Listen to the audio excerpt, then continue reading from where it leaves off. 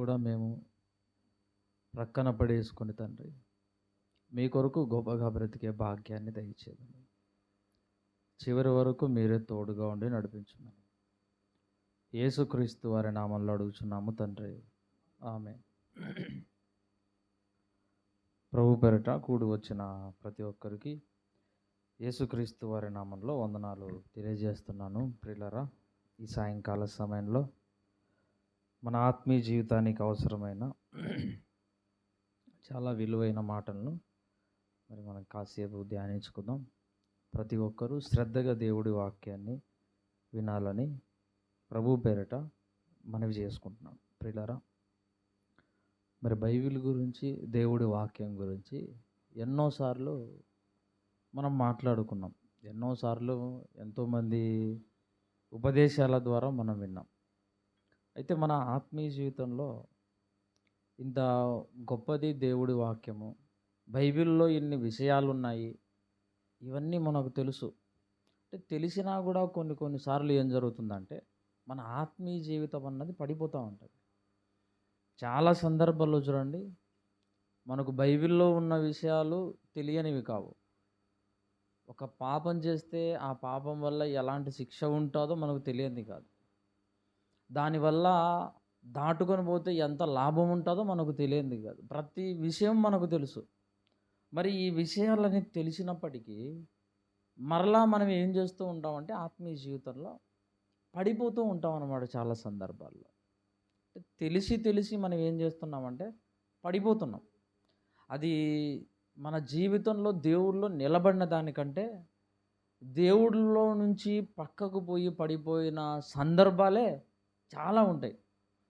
ఇప్పుడు బాప్తిసం తీసుకున్నది మొదలుకొని ఇంతవరకు మన ఆత్మీయ జీవితాన్ని మనం ఆలోచిస్తే నిలబడిన సందర్భాలు ఎక్కువ ఉన్నాయా, పడిపోయిన సందర్భాలు ఎక్కువ ఉన్నాయా అంటే పడిపోయిన సందర్భాలే కోకొల్లలుగా ఉంటాయి మన ఆత్మీయ జీవితంలో.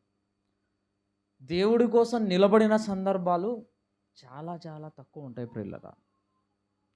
అయితే ఈ సాయంకాల సమయంలో మన ఆత్మీయ జీవితానికి మరి నిలబెట్టడానికి, మన ఆత్మీయ జీవితంలో మనల్ని ఒక గొప్ప స్థాయిలోకి తీసుకెళ్ళటానికి మరి ఒక మంచి సందర్భాన్ని మనం మాట్లాడుకుందాం. మరి ప్రతి ఒక్కరూ చాలా శ్రద్ధగా ఆలోచించండి. దానికి ముందుగా ఒక ఊరిలో ఒక పెద్ద ఆనకట్ట ఉంది. ఆ పెద్ద ఆనకట్టకు ఒక చిన్న చిల్లు పడింది, ఒక చిన్న హోల్ పడింది.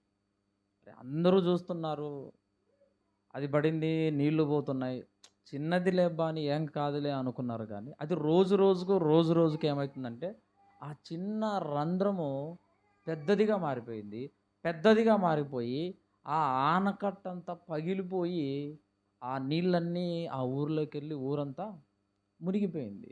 అంటే ఆ ఊరు మునిగిపోవడానికి కారణం ఏంటి చెప్పండి? ఆ ఊరు మునిగిపోవటానికి పట్టించుకోకుండా ఉన్న ఒక చిన్న చిల్లు, ఒక చిన్న రంధ్రము చూడండి. ఆ చిన్నదే ఒక గ్రామాన్ని ముంచేసింది. అలాగే మన ఆత్మీయ జీవితంలో కొన్ని చిన్నవే మనం పాపాలు చేస్తూ ఉంటాం, తప్పులు చేస్తూ ఉంటాం. ఆ చిన్నదే ఏం చేస్తుందంటే మనం పట్టించుకోకుండా ఉంటాం ఆ చిన్నదాన్ని. ఈ మాట మాట్లాడితే ఏమవుతుంది లేబ్బా, ఇది చేస్తే ఏమవుతుంది లేబ్బని ఇలాంటి స్థితిలోకి మనం పోతాం. అదే ఏం చెప్తున్నాడంటే దేవుడు, ఆ చిన్న చిల్లు పెద్దదిగా అయిపోయే గ్రామాన్ని ఎలా ముంచేసిందో ఈరోజు మన ఆత్మీయ జీవితంలో ఒక చిన్న పట్టించుకొని పాపమే అది పెరిగి ఒక మహావృక్షం అయిపోయి ఇది ఆత్మీయ జీవితాన్ని పడగొడుతుంది. ప్రేమని దేవుడు వల్ల ఆత్మీయ జీవితాన్ని నాశనం చేస్తుంది అది. అందుకోసమే ఇప్పుడు మనం మాట్లాడుకోబోయే విషయం ఏంటంటే ఒక చిన్న పాపము ఎంత పెద్ద నష్టాన్ని కలిగించిందో మనము ఈ సాయంకాల సమయంలో మాట్లాడుకుందాం. చూడండి, యెహోషువ గ్రంథము 6వ అధ్యాయము 14వ వచనం చూడండి. అట్లు రెండవ దినమున వారొకమారు పట్టణము చుట్టూ తిరిగి వచ్చిరి. 6 దినములు వారు అలాగు చేయుచు వచ్చిరి. 7వ దినమున వారు ఉదయమున చీకటితోని లేచి 7 మార్లు ఆ ప్రాకారముగానే పట్టణము చుట్టూ తిరిగిరి. 20వ వచనం. యాజకులు బూరలు ఊదగా ప్రజలందరూ కేకలేశారు. చూడండి, ఇశ్రాయేలీలందరూ ఆ యెరికో పట్టణాన్ని ముట్టడించడానికి పోయినారు. ప్రాకారాలు అడ్డం వచ్చినాయి. ప్రాకారాలు అడ్డం వచ్చినప్పుడు వాళ్ళు చేస్తున్న పని ఏంటంటే, ఆ ప్రాకారము చుట్టూ ఏం చేసినారు? 7 రోజులు తిరిగినారు. 7వ రోజు మరలా 7 సార్లు తిరిగినారు. అలా తిరగగానే ఏమైపోయింది? ఆ ప్రాకారాలన్నీ కూలిపోయినాయి. ఈరోజు మన ఆత్మీయ జీవితంలో మనకి ఏదైనా ఒక చిన్న సమస్య వచ్చినప్పుడు, లేదా మన ముందున్న మనకు దేవుడికి మధ్య ఉన్న పాపపు గోడలు, ఆ ప్రాకారాలు కూలిపోవాలంటే, వాళ్ళందరూ ఆ ప్రాకారాలు కూలిపోవటానికి దాని చుట్టూ తిరిగినట్టు దేవుణ్ణి ఆరాధించుకుంటూ, మనం ఎవరి చుట్టూ తిరగాలంటే దేవుడి చుట్టూ తిరగాలి. మన ఆత్మీయ జీవితం బాగుండాలంటే, మనకి ఎదురుగా ఉన్న గొప్ప సమస్యలనే ప్రాకారాలు కూలిపోవాలంటే మనము దేవుడి చుట్టూ తిరగాలి. మన ఆత్మీయ జీవితం బాగుండాలంటే వాక్యము చుట్టూ తిరగాలి. మన ఆత్మీయ బ్రతుకు నిలబడాలంటే ప్రార్థన చుట్టూ మనం తిరగాలి. అప్పుడే మన ఆత్మీయ జీవితం అన్నది నిలబడుతుంది. మనకి ఎదురుగా ఉన్న ప్రాకారాలన్నీ కూలిపోతాయి. ఎందుకు కూలిపోవు చెప్పండి? వాళ్ళందరూ దాని చుట్టూ తిరిగింటేనే దేవుణ్ణి ఆరాధించుకుంటూ కూలిపోయినప్పుడు, ఈరోజు నీ బ్రతుకు కోసం నువ్వు తిరుగుతున్నావు. ఏదో ఆశల కోసం కాదు, డబ్బుల కోసం కాదు, లేకపోతే స్థలాల కోసం కాదు, పొలాల కోసం కాదు. నువ్వు దేవుడి చుట్టూ తిరుగుతున్న దేనికోసం? నీ ఆత్మీయ జీవితాన్ని బాగు చేసుకోవడం కోసం. వాళ్ళు ఒక దేశాన్ని ఆక్రమించడానికి పోయి దేవుణ్ణి ఆరాధించుకుంటూ తిరిగింటేనే పడిపోయినప్పుడు, నీ బ్రతుకును బాగు చేసుకోవడం కోసమే నువ్వు తిరుగుతున్నావు దేవుడి చుట్టూ. అలాంటిది నీ జీవితం ఎందుకు బాగు కాదు? అలాంటిది ఎదురుగా ఉన్నవి ఎందుకు నీకు అడ్డంగా ఉన్నవన్నీ కూలిపోకుండా అలానే ఉంటాయి చెప్పండి? ఖచ్చితంగా కూలిపోతాయి. దేవుడు అదే చెప్తున్నాడు. వాళ్ళందరూ దాని చుట్టూ తిరిగింటే నేను తోడుగా ఉండి దాన్ని కూలగొట్టేశాను. ఈరోజు మీరు కూడా నా చుట్టూ తిరగండి. మీరు కూడా మీ ఆత్మీయ జీవితం బాగుండాలంటే నన్ను అంటుపెట్టుకొని ఉండండి. ఖచ్చితంగా మీ బ్రతుకులు గొప్ప స్థాయిలో ఉంటాయి. ఖచ్చితంగా మీ జీవితాలు మారుతాయి. మీ జీవితాలకు ఒక విలువను నేను తీసుకొస్తానంటున్నాడు. చూడండి, మనమే చాలా సందర్భాల్లో మన డబ్బులు పోయినాయి అనుకోండి, వాడు ఎవడు ఇవ్వలేదనుకోండి, ఎవరి దగ్గరకు వెళ్ళి మనం ఏం చేస్తాము? ఆయన ఆ కార్యక్రమాన్ని పరిష్కరిస్తాడు, నా డబ్బులు నాకు ఇప్పిస్తాడని ఎవరి దగ్గరకు మనం ఎన్నిసార్లు తిరుగుతాం చూడండి. ఒక స్థలం పోతే ఎంఆర్ ఆఫీస్కి ఎన్నిసార్లు తిరుగుతాం చూడండి. మన పేరు ఎక్కలేదని సచివాలయంకి ఎన్నిసార్లు తిరుగుతాం చూడండి. ఎన్నిసార్లు అరుస్తాము, ఎన్నిసార్లు ఏడుస్తాము చెప్పండి. అంటే లోకంలో ఉన్న వాటి కోసము మనం ఇంతగా తిరుగుతున్నాము, ఇంతగా ప్రయాసపడుతున్నాము, అరుస్తున్నాము, ఏడుస్తున్నాము కదా. ఇప్పుడు దేవుడు ఏం చెప్తున్నాడంటే, మీ ఆత్మీయ జీవితం కోసం కూడా మీరు అంతకంటే ఎక్కువ చేయాలా? మీ బ్రతుకు బాగాలేదని ఎప్పుడైనా ఒక సేవకుడిని అడిగారా మీరు? మీ సంఘంలో ఉన్న సేవకుడి చుట్టూ తిరిగారా? అయ్యా, నా జీవితం ఇలా ఉందయ్యా, నాలో ఇన్ని అలవాట్లు ఉన్నాయి, ఈ అలవాట్లు పోవాలంటే ఏం చేయాలని ఎన్నిసార్లు తిరిగాని చెప్పండి సేవకుడి చుట్టూ? లేదా నీ ప్రార్థనలో ఎన్నిసార్లు దేవుణ్ణి అడిగావు? ఎన్నిసార్లు నీ జీవితాన్ని నిలబెట్టుకోవాలన్న ఆశ, ఆతృత నీకుంది చెప్పండి? లోకంలోనేమో అన్నిసార్లు మనము తిరుగుతున్నాం, ఏడుస్తున్నాం, అరుస్తున్నాం కదా. అదే కేకలు దేవుడి దగ్గర పోయి, అదే ఏడుపు దేవుడి దగ్గర ఏడ్చు, అదే తిరగడము దేవుడి చుట్టూ తిరుగు. నీ జీవితం ఖచ్చితంగా బాగుంటుంది. మన బ్రతుకులు ఖచ్చితంగా నిలబడతాయి. ఆ పట్టణాన్నే జయించడానికే వాళ్ళు ఏం చేసినారు? ఎన్నిసార్లు తిరిగినారో చూడండి. ఇజ్రాయేలీలకు అసలు ఇక్కడ మనం ఒకటి ఆలోచించాల్సింది ఏంటంటే, ఇజ్రాయేలీలకు విసుగు రాకుండా తిరిగినారు చూడండి. వాళ్ళు మొదటిసారి తిరిగినాడు, పడిపోలే. రెండో రోజు, మూడవ రోజు, 4వ రోజు, 5, 6వ రోజు కూడా వాళ్ళు తిరిగినారు, ఇంకా పడిపోలేదు. అసలు వాళ్ళకు పడిపోలేదంటే వాళ్ళకి ఏం రావాలా? విసుగు రావాలా? వాళ్ళు పట్టుకున్న పట్టు వదిలేయాలా? కానీ అన్నిసార్లు తిరిగిన 7వ రోజు కూడా తిరగాలనుకున్నారు. మరలా 7వ రోజు ఎన్నిసార్లు? 7 సార్లు తిరిగినారు. అంటే వాళ్ళ పట్టుదల చూడండి ఎలా ఉందో. ఆ పట్టిన పట్టును విడిచిపెట్టకుండా, ఎందుకు ఇది కూలిపోదు, ఎందుకు కూలిపోదు, ఇది ఖచ్చితంగా కూలగొడతాం మేమని వాళ్ళ పట్టారు చూడండి. ఆ పట్టును నెగ్గించుకున్నారు వాళ్ళు. ఈరోజు మన ఆత్మీయ జీవితంలో అలాంటి పట్టుదల మనకుందా? లేదా మన ఆత్మీయ జీవితంలో మనకు విసుగొచ్చి దేవుణ్ణి విడిచిపెట్టిపోతున్నామా? ఆ పట్టును మధ్యలోనే జార విడుచుకొని మనము లోకంలో కలిసిపోతున్నామా? ఇజ్రాయేలీలకున్న పట్టుదల ఈరోజు మనకు ఉండాలి, వాళ్ళకు కాదు ఉండాల్సింది. అదే పట్టుదల ఈరోజు మన ఆత్మీయ జీవితంలో ఉంటే ఖచ్చితంగా మన జీవితాలు బాగుపడతాయి. నా కుటుంబం ఎందుకు మారదు? నేను చచ్చేంత వరకు నా కుటుంబాన్ని మార్చుకోవడానికే ప్రయత్నం చేస్తా. ఇప్పుడు మారకపోతే 10 సంవత్సరాలు, 10 సంవత్సరాలు మారకపోతే 20 సంవత్సరాలకు నేను ఎంతవరకు ఉంటానో అంతవరకు నా ప్రయత్నాన్ని చేస్తూనే ఉంటా. నా భార్య ఎన్ని రోజులు మారదు? దాన్ని మార్చుకుంటా ఏదో ఒకసారి. నా భర్తను మార్చుకుంటా, నా పిల్లలను మార్చుకుంటా.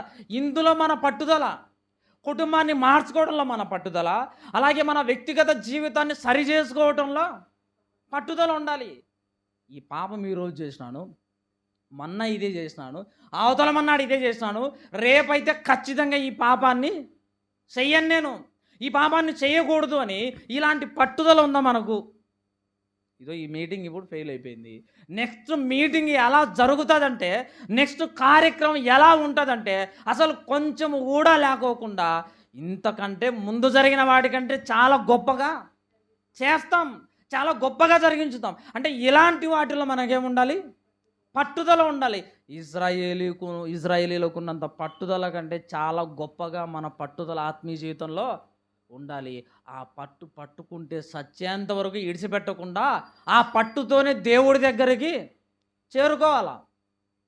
చూడండి, ఇజ్రాయేలీలు వాళ్ళు ఎలాంటి పట్టుకున్నారు. వాళ్ళు యాజకులు బూరలు ప్రజలందరూ అరుస్తుంటారు, దాని చుట్టూ తిరుగుతూ ఉంటారు, అసలు విసుగు లేకుండా తిరిగారు. చూడండి, అదే చదవండి 14.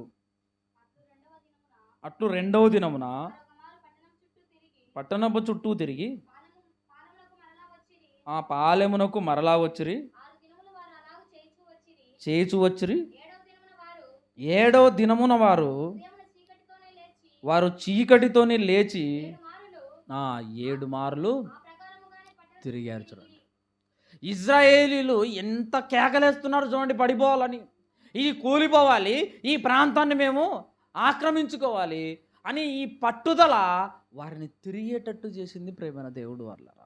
ఆ కేకలు పడిపోయాయండి. మనం కూడా మన ఆత్మీయ జీవితంలో కేకలేస్తే పరలోకంలో దేవుడు దేవదూతలతో మీటింగ్లో ఉన్నా కూడా నీ కేకలకు, నీ అలా పెట్టే ఆ బాధలో నుంచి వచ్చే కేకలకు నీ వైపుకు దేవుడు చెవి యొగ్గాలి, నీ వైపుకు తిరగాలి. నా కుమారుడు ప్రార్థన చేస్తున్నాడు, నా కుమార్తె ప్రార్థన చేస్తుందని నీ వైపుకు చెవి యొగ్గాలి. నువ్వు కేకలేయడం మానేస్తే నీ వెనుక నుంచి ఇంకొకడు ఏం చేస్తాడు? కావు కేకలేస్తాడు వాడు. నువ్వు కేకలేయడం మానేస్తే నీ జీవితాన్ని నాశనం చేయటానికి ఇంకొకటి నీ ఎదుటి నుంచి, నీ వెనక నుంచి ఏం చేస్తాడు? కేకలేస్తాడు. వాడు రకరకాల కేకలతో పిలుస్తాడు, ఇచ్చకపు మాటలతో పిలుస్తాడు, లేదా దీనికి పడిపోలేదా గట్టిగా గావు కేకలేస్తాడు. ఇదే సరైనది, ఈ మార్గంలోనే ఉండాలని వాడి కేకలు గట్టిగా వేస్తాడు ప్రేమైన దేవుడు వాళ్ళరా. ఆ కేకలకు నీ జీవితం ఏమవుతుందంటే ఒక్కసారిగా వెనక్కి తిరిగి నా స్నేహితుడు పిలుస్తున్నాడు, నా బంధువు పిలుస్తున్నాడు, నాకు కావలసిన వాడు పిలుస్తున్నాడని ఈ కేకలాపడం మానేసి నువ్వు ఆ కేకలేసిన వాడి వెంట పోతావు. అలా కేకలేసిన వాడి వెంట పోయి చివరికి పాతాళంలో ఏం చేస్తాం? మనము కేకలేసుకుంటూ బతుకుతాం, కేకలేసుకుంటూ నరకయాతను అనుభవిస్తాం ప్రేమైన దేవుడు వాళ్ళరా. మనం దేవుడి దగ్గర ఏం చేయాలా? కేకలు వెయ్యాలి. వాళ్ళు చేసింది అదే, ఇజ్రాయేల్ ప్రజలందరూ చేసింది అదే. అందుకోసమే వారి ఆ జీవితంలో ఆ ప్రాకారాలు కూలిపోయినాయి. మన జీవితంలో ఎన్ని ఉన్నాయి చెప్పండి? మన జీవితంలో ఎన్నో అప్పులు కోటగోడల్లాగా ఉంటాయి. ఆత్మీయమైన వాటిని పక్కన పెడితే అవి కనిపించకుండా ఉంటే ఈ కనిపించిన వాటి వల్లనే ఎన్నో జీవితాలు పోతున్నాయి. ఇప్పుడు ఈ కనిపించిన వాటి వల్లనే ఎన్నో బ్రతుకులు కూలిపోతున్నాయి. అప్పుల బాధలు కొండలాగా ఉంటాయి, లేదా కుటుంబంలో సమస్యలు కొండలాగా ఉంటాయి, ఎదురుగా ఉన్న వారి సమస్యలు కొండలాగా, బంధువులు ఈ సమస్యలన్నీ ఎలా ఉంటాయంటే మనకు ఒక పెద్ద కొండలాగా కనబడుతూ ఉంటాయి. ఎందుకంటే ఆ సమస్యలు మనం పెద్దగా చూస్తున్నాం కాబట్టి. ఒకవేళ దేవుడు నీ పక్షానుండి ఒకసారి నువ్వు ఆ సమస్యలను చూసి నీకు ఎలా కనబడతాయి? చాలా చిన్నవిగా కనబడతాయి. ఎందుకంటే ఆ సమస్యల కంటే మించినోడు నీ పక్కన ఉన్నాడు కాబట్టి, ఆ సమస్యల కంటే గొప్పోడు నీ పక్కన ఉన్నాడు కాబట్టి ఆ సమస్యలు నీకు చిన్నగా కనబడతాయి. కానీ మన నైజం ఏంటంటే, మనిషి నైజము వాటిని చాలా పెద్దవిగా చూస్తూ ఉంటాడు, చిన్న వాటిని కూడా పెద్దవిగా చూస్తుంటాడు. కాబట్టి ఆత్మీయ జీవితము కుప్పకూలిపోతుంది ప్రేమైన దేవుడు. మన ఆత్మీయ బ్రతుకులన్నీ ఏమైపోతున్నాయంటే ఇలా మధ్యలోనే కాలరాజిపోతున్నాయి. అందుకోసం దేవుడు చెప్తున్నాడు, నీకు నేనున్నాను, నువ్వు ఆ సమస్యలు ఏదో పెద్దగా చూడాల్సిన అవసరం లేదు. నేను నీ పక్కనున్నాను, నన్ను చూడు. నన్ను చూస్తే నీకు కనిపించేవన్నీ చిన్నవిగా కనపడతాయి. అది శరీరాశ అయినా సరే, నేత్రాశ అయినా సరే, ఈ ప్రపంచాన్నంతా ఒకేసారి చూపించినా సరే ఎలా కనపడతాయి? చాలా చిన్నవిగా కనపడతాయి నాయన. నన్ను చూడు అని దేవుడు చెప్తున్నాడు. చూడండి ఇంకా ఏం జరిగిందో. 7వ అధ్యాయము 1వ వచనం చూడండి. 7వ అధ్యాయం 1వ వచనం. శపితమైన దాని విషయంలో ఇశ్రాయేలీయులు తిరుగుబాటు చేసిరి. ప్రారంభంలో దేవుడు ఏం చెప్పాడంటే, ఆ యెరికోకు పోకముందే నాయన మీరు అక్కడ దాన్ని జయించిన తర్వాత అందులో ఏది కూడా మీరు తీసుకోవద్దు అని చెప్పాడు. అందులో ఏది తీసుకోవద్దని చెప్పాడు, కానీ ఏం చేసినారు? తీసుకున్నారు. దేవుడు అందుకోసమే ముందే చెప్తాడండి. దేవుడి నైజం ఎలాంటిదంటే, దేవుడి స్వభావం ఎలాంటిదంటే, తప్పు జరగకముందే దేవుడు ఏం చేస్తాడు? తప్పు ఇలా ఉంటుంది, అది మీరు చెయ్యొద్దు అని చెప్తాడు దేవుడు. ఆదాము గారికి హవ్వమ్మ గారికి అలాగే చెప్పినారు. చాలా భక్తుల జీవితాల్లో కూడా ఏముందంటే అదే చెప్పినాడు, మీరు పాపము చెయ్యొద్దు అని చెప్పినాడు. సేమ్ ఇజ్రాయేలీలకు కూడా అదే చెప్పినాడు, మీరు ఆ శపితమైన దాంట్లో నుంచి ఏది తీసుకోవద్దు అని చెప్పాడు. కానీ వాళ్ళు ఏం చేసినారు? తీసుకున్నారు. ఒకసారి ప్రభువు చెప్తే వాళ్ళు ఏం చేసినారు? మాట మీద తిరుగుబాటు చేశారు. ఈరోజు మనం ఎన్నిసార్లు తిరుగుబాటు చేస్తున్నాం చెప్పండి? ఎన్నిసార్లు తిరుగుబాటు చేస్తున్నాం? ఎన్నిసార్లు వాక్యం వింటున్నాం? ఎన్నిసార్లు వాక్యాలు విన్న వాక్యాలన్నీ పోతున్నాయి. మరలా దేవుడి మీదకి మనం ఏం చేస్తున్నాం? తిరుగుబాటు చేస్తున్నాం. మనకు తెలీదా వాక్యం గురించి? రొట్టె ద్రాక్షారసం గురించి మనకు తెలీదా? బైబిల్లో పాపం అంటే ఏంటో తెలీదా? అది చేస్తే ఎలా ఉంటుందో తెలీదా? దాని రుచి ఎలా ఉంటుందో తెలీదా? దాని బాధ ఎంత గొప్పగా ఉంటుందో దేవుడు మనకు చెప్పలేదా? మరి ఇవన్నీ చెప్పినా కూడా మనం ఏం చేస్తున్నాం? దేవుడి మాటను అతిక్రమించి ఆ హద్దును దాటిపోయి మనము పాపం చేసి దేవుడి మీద మనం తిరుగుబాటు చేస్తున్నాం. ఒకసారైనా చేసింది మనం? ఒకసారైనా ఆలోచించండి ఒకసారి. ఎన్నిసార్లు మనం తిరుగుబాటు చేస్తున్నామో దేవుడి మీద? ఇజ్రాయేలీలు ఒకసారి చేశారండి, ఒకసారి. ఆ ఒక్కసారి చేసినందుకే దేవుడు ఎంత కోపడుతున్నాడు చూడండి. మరి ఇన్నిసార్లు మనం చేస్తుంటే, ఇన్నిసార్లు మనం వాక్యాలు విని మరలా పాపాలు చేస్తుంటే దేవుడు మన మీద ఎంత కోపడాలి? దేవుడు మనల్ని ఏం చేయాలో ఆలోచించండి ఒకసారి. ఆలోచించండి. నేను చెప్పినా కూడా నువ్వు చేస్తున్నావు, నేను చెప్పినా కూడా నువ్వు వాడికి వెళ్తున్నావు, నేను చెప్పినా కూడా నా మాటను మీరు అతిక్రమిస్తున్నారు అని దేవుడు ఎంత కోపడతాడు? ఆ రోజు ఆదాము హవ్వమ్మ గారి మీద ఎంత కోపడ్డాడు దేవుడు. గెంటేశాడు వాళ్ళను ఏదైనా తోట నుంచి. ఈరోజు మనం చేస్తున్న ఈ పాపానికి మరలా మనం చేస్తున్న ఈ పాపానికి శిక్ష ఏంటంటే వాళ్ళను అక్కడి నుంచి గెంటేశాడు. మనల్ని ఎక్కడికి గెంటేస్తాడంటే పాతాళంలోనికి గెంటేస్తాడంతే. ఇంకా పాతాళంలో గెంటేస్తాడు. ఎన్నిసార్లు చెప్పాలరా మీకు? ఎన్నిసార్లు చెప్పాలి? ఆనాడున్న వాళ్ళు ఒక్కసారి చేసినందుకే దేవుడు బాధపడ్డాడు. ఇంకా మనం ఎన్నిసార్లు బాధ పెట్టామో చూడండి. ఎన్నిసార్లు దేవుణ్ణి పొడిచాము, ఎన్నిసార్లు ఉమ్మేశాము ఆయన మీద, ఎన్నిసార్లు వీపున చారలయ్యేటట్టుగా మనము పాపాలు చేసి ఆయన కొట్టాము, ఎన్నిసార్లు ఆయనకు తలకు ముళ్ళ కిరీటం పెట్టాము చెప్పండి. ఎన్నిసార్లు? ఇది తిరుగుబాటు కాదా? ఇది ఆజ్ఞను అతిక్రమించడం కాదా? దేవుడు హద్దు పెడితే ఆ హద్దును దాటిపోయి మనం సాహసించి పాపం చేసినది కాదా ఇది? ఆలోచించండి ఒక్కసారి. ఇలాంటివి ఎన్ని జరుగుతున్నాయి మన ఆత్మీయ జీవితంలో?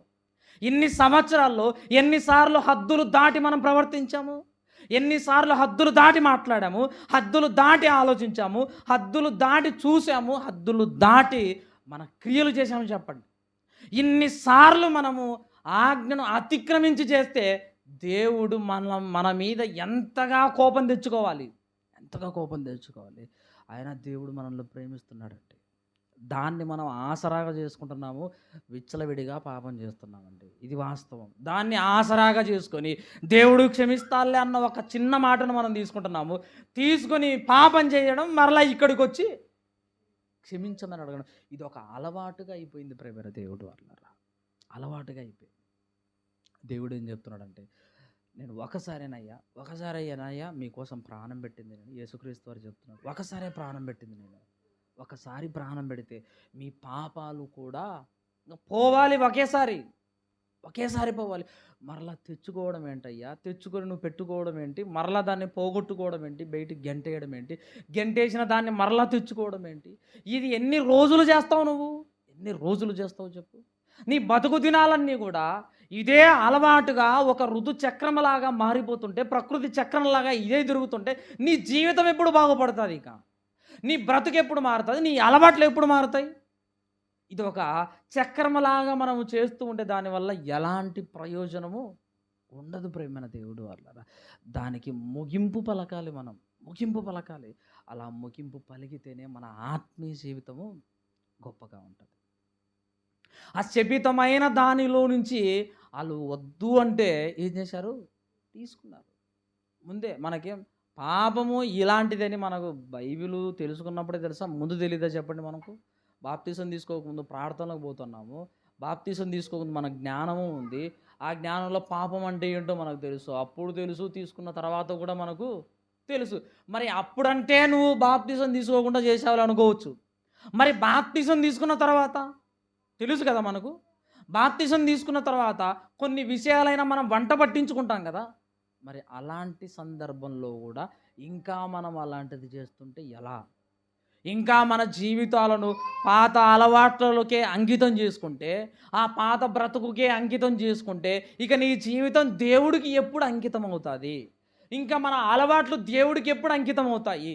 ఇంకా మన అవయవాలన్నీ ఆయనకి ఎప్పుడు అతుకబడతాయి? ఇక ఎప్పుడు అతుకబడతాయి? ఆలోచించండి ఒక్కసారి. ఇలానే అయిపోతుంటే పీక్కోవడం మరలా తగిలించుకోవడం, పీక్కోవడం మరలా తగిలించుకోవడం, ఇదే అయిపోతుంది తప్ప మన జీవితాలు ఆయనతో సంపూర్ణంగా అతుకబడలేదు ప్రేమైన దేవుడు వాళ్ళారా. అతుకబడాలి. మన జీవితాలు ఆయనతో అతుకబడితేనే మనం పచ్చగా ఉంటాము, ఆత్మఫలాలను కాస్తాము, పండించుకుంటాము. చూడండి, వాళ్ళు చేసిన తప్పు దేవుడు ముందే చెప్పినా కూడా వాళ్ళు ఏం చేసినారు? తప్పు చేసినారు ప్రేమ. ఇంకా అక్కడే ఒక మాట చూడండి, శపితమైన దాని విషయంలో ఇశ్రాయేలీయులు తిరుగుబాటు చేసిరి. ఇక్కడ మనం బాగా ఆలోచిస్తే శపితమైన దానిలో నుంచి ఆ శపితమైనవి తీసుకున్నది ఎవరు చెప్పండి? ఆకాను. ఆకాను ఒక్కడే తీసుకుంటే ఇక్కడ దేవుడు ఏమంటున్నాడు? ఇశ్రాయేలీయులు అందరూ ఏం చేసినారు? తిరుగుబాటు చేశారు అంటున్నాడంటే ఏంటి? ఆలోచించండి ఒకసారి. ఆకాను ఒకడు చేస్తే దానికి ఇశ్రాయేలీయులు అందరికీ ఆ తప్పును ఆపాదిస్తున్నాడు దేవుడు.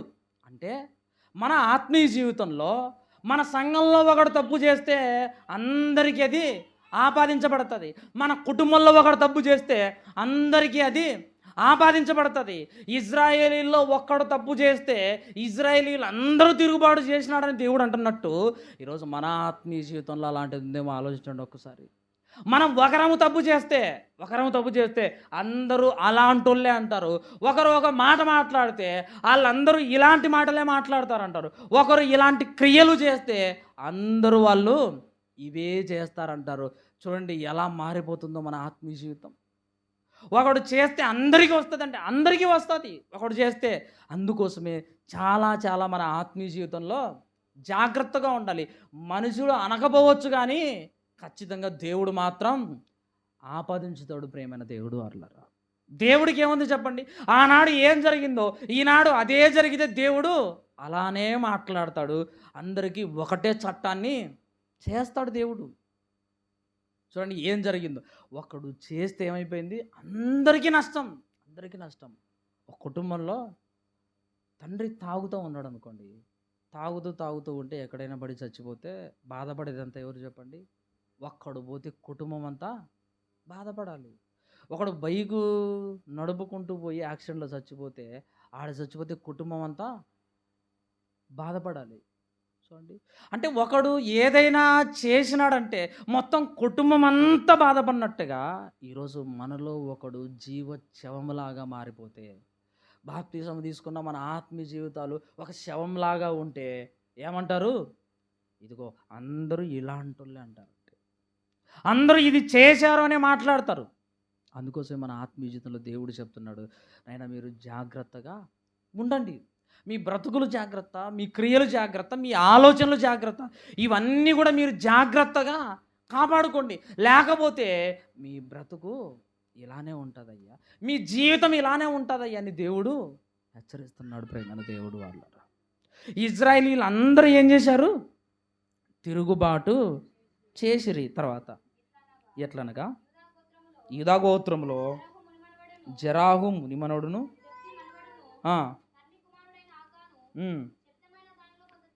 కొంత తీసుకొనను గనుక కోపగించును. చాలు.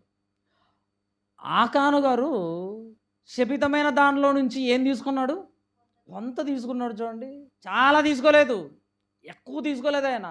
అక్కడ ఉన్న దేశంలో ఆస్తి అంతా తీసుకోలేదు ఆయన, కొంతనే తీసుకున్నాడండి. కొంత తీసుకున్నందుకే దేవుడు ఏమంటున్నాడు ఇక్కడ? కోపపడుతున్నాడు. ప్రేమైన దేవుడు అట్లా కొంత తీసుకుంటేనే చూడండి, ఆకాను వద్దు అన్న దాంట్లో నుంచి కొంత తీసుకున్నందుకే దేవుడు కోపపడుతున్నప్పుడు, ఈరోజు మనం కొంతనే తీసుకుంటున్నామా, చాలా తీసుకుంటున్నామా చెప్పండి? ఈ ప్రపంచంలో పాపం ఉంటే ఆ పాపములో కొంతనే తీసుకుంటున్నామా, లేకపోతే మనం చాలా మూట కట్టుకుంటున్నామా చెప్పండి? ఎంత మూట కట్టుకుంటున్నాం ప్రేమైన దేవుడు అట్లా. కొంత తీసుకున్నందుకే దేవుడు కోప్పడితే, మరి ఇంత తీసుకుంటున్నాం కదా మనం పాపాన్ని, ఇంత తీసుకుంటున్నాం కదా, మరి దేవుడు మన పైన ఎంత కోప్పడాలి? మన పైన ఎంతో కోప్పడాలి చెప్పండి? కొంత తీసుకున్నందుకే ఈయన చెబుతున్నాడు, ఇలా చేశాడు వాడు, కొంతనే తీసుకున్నాను దేవుడే చెప్తున్నాడు.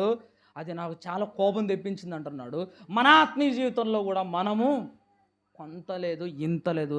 దేవుడి దగ్గర కొంత తీసుకున్న డేంజరే, చాలా తీసుకున్న డేంజరేనండి. పాపాన్ని కొంత తీసుకున్నా ఒప్పుకోడు, నువ్వు మనసు నిండా తీసుకున్నా ఒప్పుకోడు ప్రేమైన దేవుడు అట్లా. అందుకోసం మన ఆత్మీయ జీవితంలో కొంత వద్దు, మనకు చాలా వద్దు ప్రేమైన దేవుడు అట్లా. అదే సత్క్రియలు లేకరా, నువ్వు సత్క్రియలు లేకొచ్చేసరికి నువ్వు అన్నీ తీసుకొని నీకేం కావాలో, నీ హృదయం నిండేదాకా నువ్వు నీ హృదయంలో సత్క్రియలు ఎన్ని ఉన్నాయో పెట్టుకో, నీ వాక్యాన్ని పెట్టుకో, నీ ఆత్మీయ జీవితాన్ని మార్చే వాక్యాన్ని ఎంత పెట్టుకుంటావో పెట్టుకో, నీ ప్రేమను, ఆత్మీయ ప్రేమను ఎంతగా నువ్వు హృదయంలో పెట్టుకో, అదంతా పెట్టుకోయ్యా. దేవుడు ఆనందపడతాడు, నీ జీవితాన్ని ధన్యకరంగా చేస్తాడు, ఆశీర్వాదకరంగా చేస్తాడు దేవుడు. మరి పాపాన్ని నువ్వు ఎక్కువ మూట కట్టుకుంటే నీ జీవితం ఆకానులాగే మారిపోతుంది. అది ఆకానులాగే మన బ్రతుకులు అయిపోతాయి ప్రేమైన దేవుడు వల్ల. అంటే దేవుడు కోపడ్డాడు, శపితమైన దానిలోంచి కొంత తీసుకొనేడు గనుక యెహోవా ఇశ్రాయేలీయుల మీద కోపించను. 3 హాయిపురమును వేగు చూచి యెహోషువ యుద్ధకు తిరిగి వచ్చి జనులందరినీ వెళ్ళనీయకము, 2-3 వేల మంది వెళ్ళి ఆ హాయిని పట్టుకొనవచ్చును. ఎరికోను జయించిన తర్వాత వీళ్ళందరూ ఎక్కడికి పోవాలనుకుంటున్నారంటే హాయి పట్టణాన్ని, హాయి దేశాన్ని జయించాలి అని అనుకున్నారు. మరి వేగు చూడడానికి పంపించాడు యెహోషువ గారు. పోతే అక్కడ ఏం లేదయ్యా, చాలా చిన్నది, 2-3 వేల మంది ఉంటే జయించవచ్చు, 2-3 వేల మంది చాలు అని వీళ్ళు మాట్లాడుకుంటున్నారు. చూడండి, ఇక్కడ మనం నేర్చుకోవాల్సింది ఏంటంటేనండి, ఇజ్రాయేలీలకున్న ధైర్యం వాళ్ళకి ఎలాంటిదో చూడండి. 2-3 వేల మందితోనే పోయి మనం జయించుకుందాం, అంత ఏమీ లేదు, అంత పెద్దదేం కాదు, ఇంతమంది పోతే దాన్ని జయించుకొని మనం రావచ్చు అని అక్కడ మాట్లాడుతున్నాడు. చూడండి ప్రియులారా, అయితే వీళ్ళు జయించుకోవడానికి పోయినారు. పోతే ఏం జరిగింది అక్కడ? 4వ వచనం చూడండి, 5వ వచనం. హాయి వారు వారిలో హతము చేసిరి, గవిని యొద్ద నుండి తరిమి హతము చేసిరి. చూడండి, 2-3 వేల మంది ఉంటే హాయిని మనం జయించవచ్చు అన్నారు కదా, 2-3 వేల మందే పోయినారు. పోతే ఏం జరిగింది అక్కడ? హాయి దేశంలో ఉన్న వాళ్ళు తరిమి తరిమి తరిమి ఏం చేసినారు? చంపేశారు. చూడండి, ఇలా తరిమి తరిమి చంపేయడానికి కారణం ఏంటంటే ఒక్కడు చేసిన పాపం. ఒక్కడు చేసిన పాపానికి ఎంతమంది ప్రాణాలు పోయాయి చూడండి, ఒక్కడు చేసిన పాపానికి ఎంత నష్టం జరిగిందో చూడండి. ఈరోజు మన ఆత్మీయ జీవితంలో కూడా మనం చేసిన పాపానికి మన కుటుంబంలో నష్టం జరగవచ్చు, మనం చేసిన పాపానికి మన సంఘంలో నష్టం జరగవచ్చు, మనం చేసిన పాపానికి మనకే నష్టం జరగచ్చు. అందుకోసమే పాపం విషయంలో మీరు జాగ్రత్త అని చెప్తున్నాడు. ఒక్కడు చేసినందుకే ఎన్ని ప్రాణాలు పోయినాయి చూడండి. ఒక్కడు చేసినందుకే నేను విడిచిపెట్టలేదు, అంతమంది పోయినారు.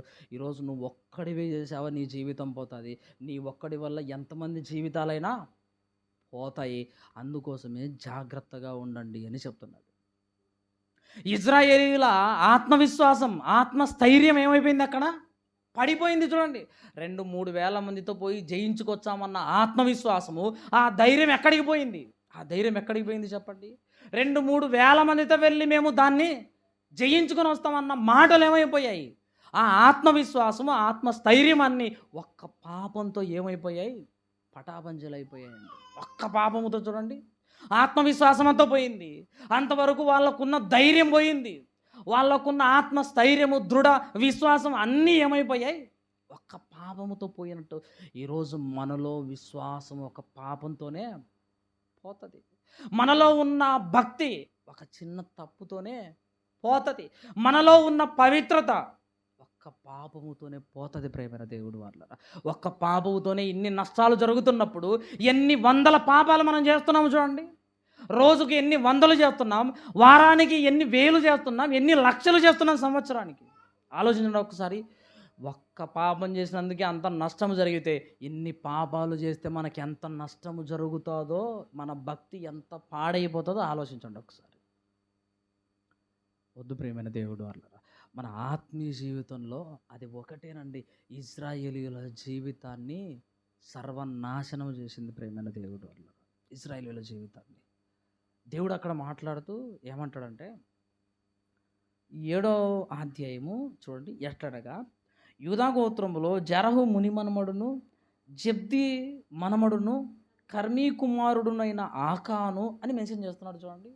దేవుడు అక్కడ చెబుతున్న మాట ఏంటంటే, ఇదిగో ఎవరో చెప్తున్నాడు, గోత్రం పేరు చెప్తున్నాడు, తర్వాత మునెబ్బని చెప్తున్నాడు, తర్వాత వాళ్ళ అబ్బని చెప్తున్నాడు, మళ్ళీ నాన్నను చెప్తున్నాడు, మళ్ళీ ఎవరైతే కొడుకున్నాడో ఎన్నో వాడున్నాడో ఆడి గురించి కూడా చెప్తున్నాడు. ఎందుకు చెబుతున్నాడు దేవుడు అంటే, ఇజ్రాయేలీలకు భయం రావాలి.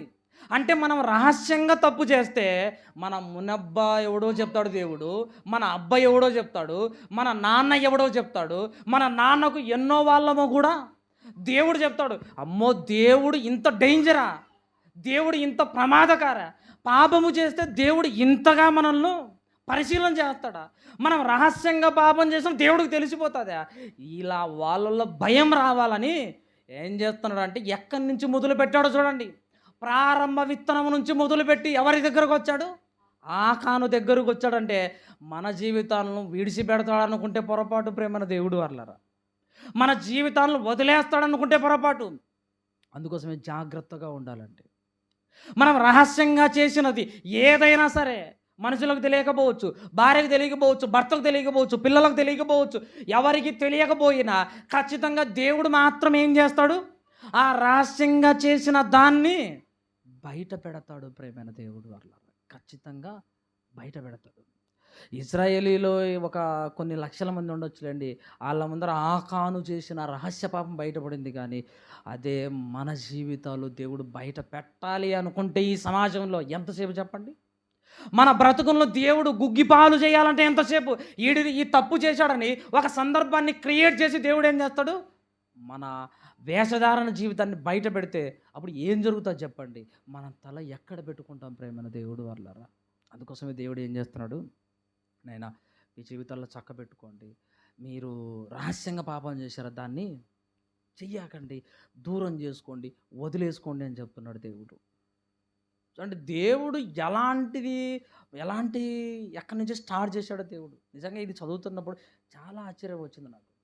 అసలు ఈ ఆలోచన రాదు వాస్తవంగా నాకు. అక్కడ నిలబడి ఆలోచిస్తే అసలు ఆ ముని మనమడేంది, ఆ నాన్నేంది, ఆ కొడుకేంది, అసలు దేవుడు ఎందుకు ఇలా చెప్పాడు? వాళ్ళ గురించి మనకేం అవసరం? ముని అబ్బ గురించి, ఇంకా వాళ్ళ అబ్బ గురించి, ఆకాను వాళ్ళ అబ్బ గురించి మనకేం అవసరం? కానీ దేవుడు ఎందుకు చెప్తున్నాడంటే, ఇజ్రాయేలీలకు భయం రావాలన్న ఆలోచనతో చెప్తున్నాడేమో అన్న ఆలోచన వచ్చేసిందంటే. చూడండి దేవుడు ఎలాగ మనిషిని పసిగడతాడో చూడండి. దేవుడు వదిలేయడు ప్రేమైన దేవుడు. అట్లా ఓడిపోయారు, యుద్ధంలో ఓడిపోయారండి. చిన్నదే కదా అని చాలా తక్కువ చేశారు హాయి దేశాన్ని. చిన్నదే లేబా, ఏముందిలే దాన్ని జయించుకొద్దాంలేని. కానీ ఆ చిన్నదే ఏం చేసింది, వాళ్ళందరినీ హతం చేసింది. చూడండి, ఒక చిన్న రాజ్యము ఇజ్రాయిల్ అంటే ఎంతమంది, ఎంత జనాభా ఉన్నారు. దేవుడు వాళ్ళకు ఎన్ని సంవత్సరాల నుంచి తోడుగా ఉన్నాడు చెప్పండి. ఆ ధైర్యంతోనే వాళ్ళు పోయారు. కానీ ఆ అవతల నుంచి చిన్న వాళ్ళే ఒక పెద్ద సైన్యంగా రావటాన్ని బట్టి వాళ్ళకున్న ధైర్యం అంతా పోయింది. ప్రేమైన దేవుడు అట్లా కారణం ఏంటంటే రహస్యంగా చేసిన పాపం. పాపము కాదు, రహస్యంగా చేసిన పాపం. ప్రేమైన దేవుడు అట్లా చూడండి. ఇంక ఇప్పుడు ఏమంటున్నాడు ఆయన, 5వ వచనం చూడండి, 6వ వచనం చదవండి. తానును ఇశ్రాయేలీయుల పెద్దలను సాయంకాలం వరకు యెహోవా మందసం ఎదుట మోపుకొని ధూళి పోసుకొనుచు, అయ్యో ప్రభువా యెహోవా. యెహోషువ గారు ఏం చేస్తున్నారు చూడండి. యుద్ధంలో ఓడిపోయారు. యుద్ధంలో ఓడిపోతే ఆయన చేస్తున్న మొట్టమొదటి పని ఏంటి, దేవుడి దగ్గర కూర్చున్నాడండి. దేవుడి దగ్గర కూర్చొని ఏమంటున్నాడంటే, అయ్యా మేము ఓడిపోవడానికి కారణం ఏంటి అని అడుగుతున్నాడు. చూడండి, ఎందుకు మేము ఓడిపోయాం, అసలు మేము ఓడిపోకూడదు మేము.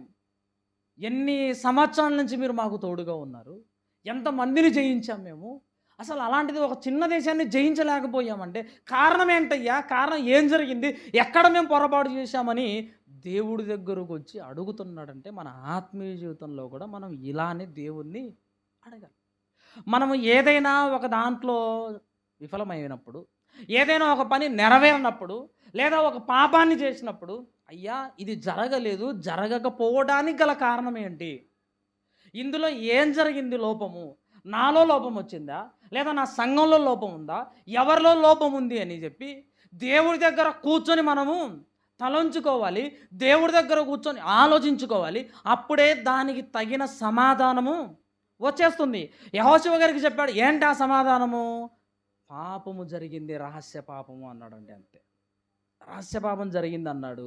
ఈరోజు మనం కూడా దేవుడి దగ్గర కూర్చొని కారణం ఏంటయ్యా అని అడిగితే దానికి సమాధానాన్ని ఖచ్చితంగా దేవుడు ఇచ్చి ఒక గొప్పగా నిలబడటానికి అవకాశాన్ని సిద్ధం చేస్తాడు దేవుడు. యెహోషువ గారు అలానే అడుగుతున్నాడండి దేవుడిని. చూడండి మళ్ళీ ఒకసారి,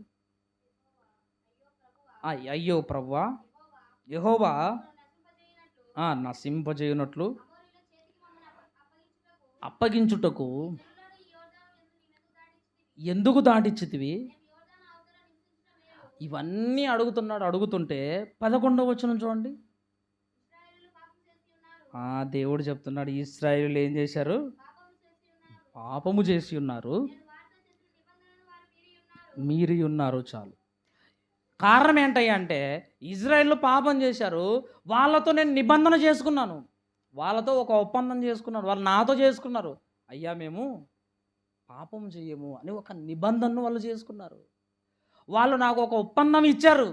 మరి ఒప్పందం ఇచ్చినప్పుడు, నిబంధన చేసినప్పుడు ఆ నిబంధన ఏం చేశారు, వాళ్ళు మీరిపోయారు. కాబట్టి ఇదిగో మీరు యుద్ధంలో ఓడిపోయారయ్యా అంటున్నాడు. మన ఆత్మీయ జీవితంలో ఎన్నిసార్లు నిబంధనలు మీరిపోయామని చెప్పండి.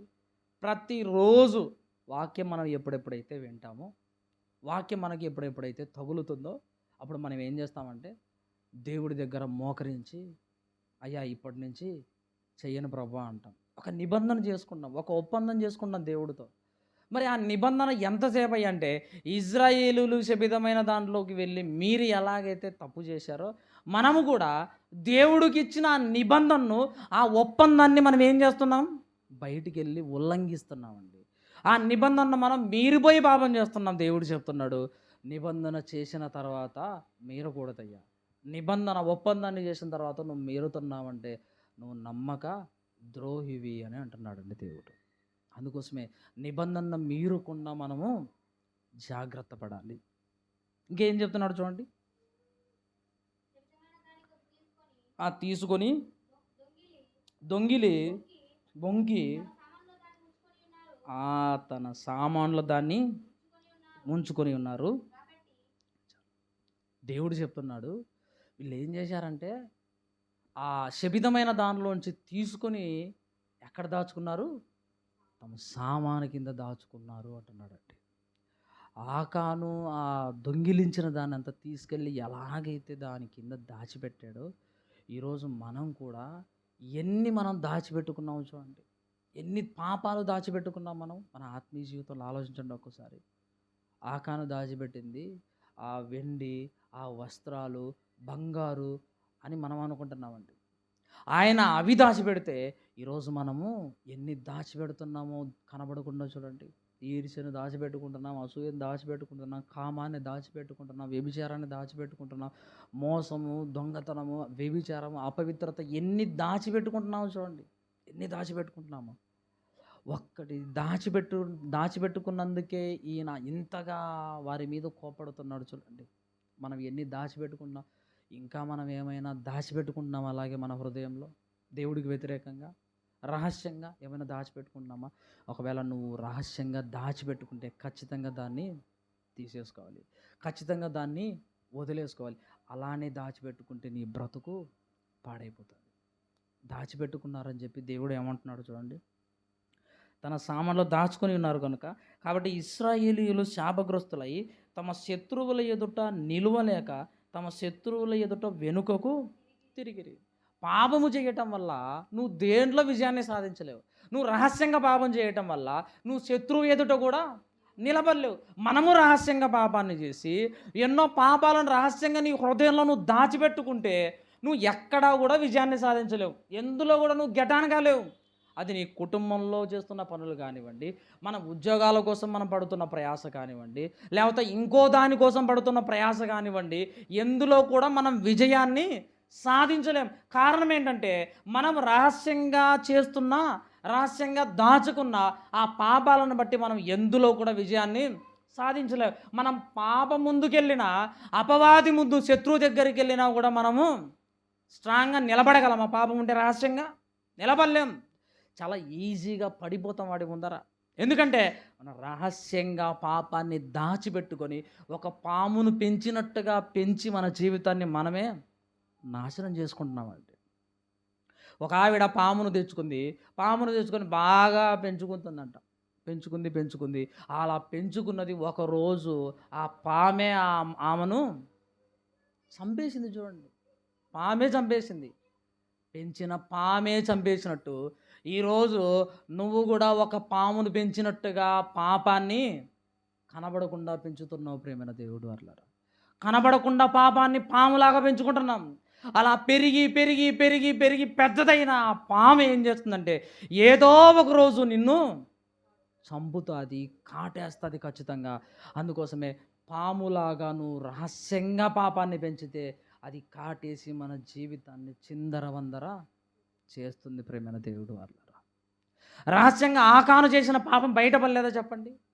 ఒక బిడ్డ గర్భములో మొదటి నెల నుంచి పెరిగి 9 నెలలు అయిపోయి ఎలాగైతే బయటికి వస్తుందో అలాగే మనలో కూడా పాపాన్ని మనం అలా పెంచి పెద్ద చేసుకున్నాం అనుకోండి, ఏదో ఒక రోజు కడుపులో ఉన్న బిడ్డ బయటికి వచ్చినట్టే మన లోపల రహస్యంగా దాచుకున్న పాపము కూడా బయటపడుతుంది.